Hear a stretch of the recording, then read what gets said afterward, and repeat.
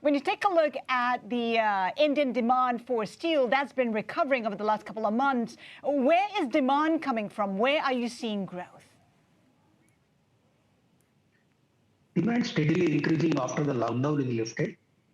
In the month of November, the growth in consumption of steel in India was 11%, is quite at a healthy level. The demand is coming not only from large infrastructure projects which were stalled during the lockdown, they all restarted. Over and above that, rural and retail have picked up quite well. And also the solar, roofing, coated products, allied products from forging industry. There is a very good recovery in the steel demand gradually starting from June 2020.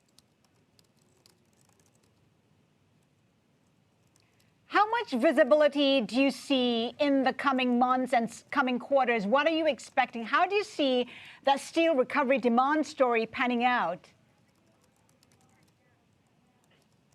As far as India is concerned, almost 55 to 60% of the steel demand is from infrastructure, construction, real estates. So this segment also majorly the large infrastructure projects funded by government. So all these projects have started. So infrastructure is the main focus of the government. Therefore, we expect the momentum to continue. Similarly, the automotive industry, which was not doing well even in the last year. So we are seeing signs of revival in the auto sector. So light commercial vehicles, passenger vehicles, and also tractors, two-wheelers, we are seeing a very good demand. Only medium, heavy commercial vehicles, I think some time it takes to pick up. Otherwise, auto sector is also doing reasonably well. We expect momentum to pick up even in that segment. Similarly, solar, roofing, fastener industry, we are seeing a very good traction in the demand.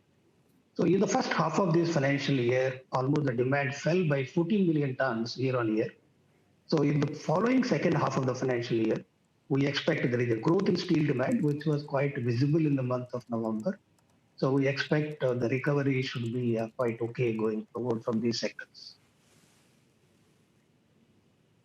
This is, of course, a reflection of the recovery in India's economy. When do you see India's rebound getting back to levels that we saw pre-pandemic?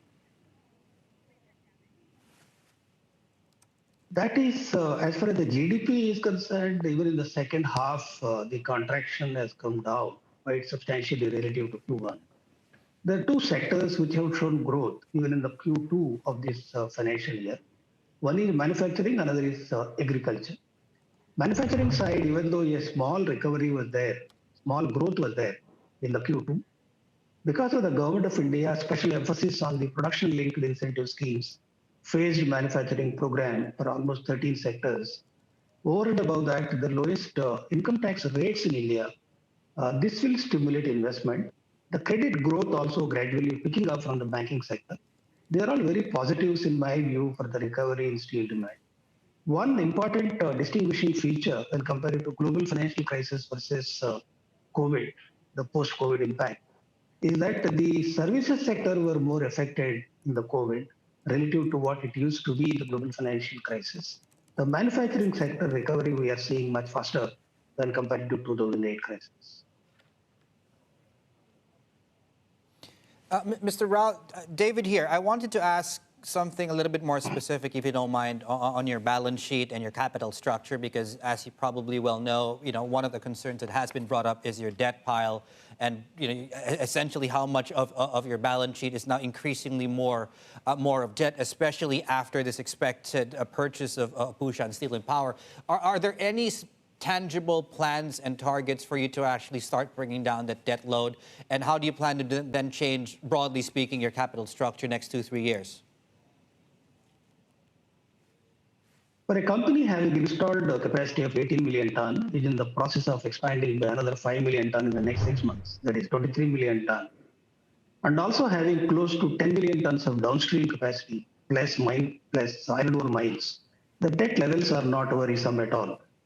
So the relative ratios have gone haywire because of the substantial fall in the EBITDA in the Q1.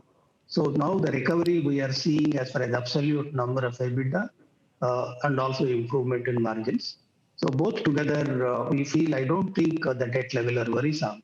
We will be able to bring down the relative ratios to the levels which we have been guiding the market, around 3.75 is to 1 debt to EBITDA and 1.75 is to 1 debt to equity.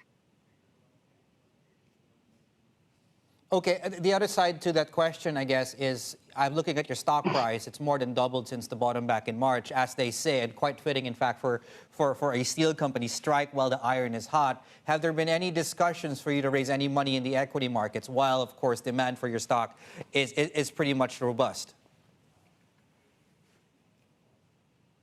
No, I do not find any immediate need for raising equity as far as our company is concerned. We are doing quite well operationally. And also the 5 million ton expansion is going to be completed in the next few months. So with that, I do not find any need for raising equity in the market right now.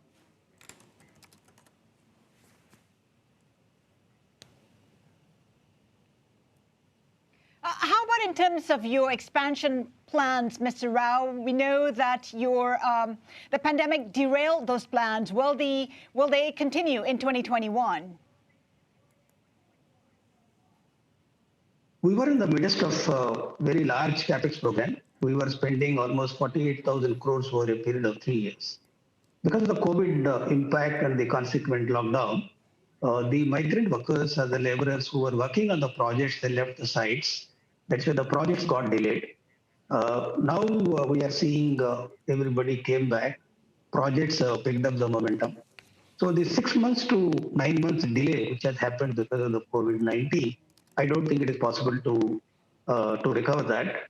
So that loss of time has an impact on the overall implementation of the ongoing capex program. So we are working on the next 12 months' time. We will complete these ongoing capex programs, then strategize what to do next.